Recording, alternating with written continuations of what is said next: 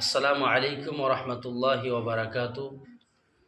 প্রিয় ভাই সকল, আমি আপনাদের সময় কিছু ভিডিও বানাইতে পারিনি মাদ্রাসার ব্যস্ততার কারণে। তো আজকে আপনাদের সম্মুখে একটা শের শোনাবো, উর্দু কবিতা। শেরটা হচ্ছে এই যে जिंदगी मिली थी रब की इबादत के लिए, वक्त गुजर रहा है कागज़ के टुकड़े कमाने के लिए।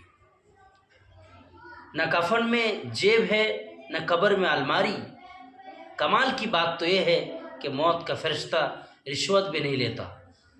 আমাদেরকে আল্লাহ তাআলা জীবন দিয়েছেন আল্লাহ তাআলার ইবাদত করার জন্যে, কিন্তু আমাদের সময়টা অতিবাহিত হচ্ছে পয়সা কামানোর পেছনে। পয়সা কামিয়ে আমরা কি করব? যে কাফনটা আমাদেরকে দিবে সেই কাপড়ের মধ্যে কোনো জেবও নেই। যে পয়সা আমরা অতিরিক্ত করছে ওই কবরের মধ্যে কোনো আলমারিও নেই। বড় কথা হচ্ছে এইটাই যে মৃত্যুর ফেরেশতা কোনো ঘুষও নেবে না।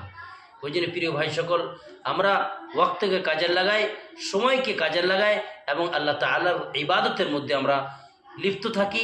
এই ইবাদতে আমাদের কাজে আসবে। আসসালামু আলাইকুম ওয়া রাহমাতুল্লাহি ওয়া বারাকাতুহু।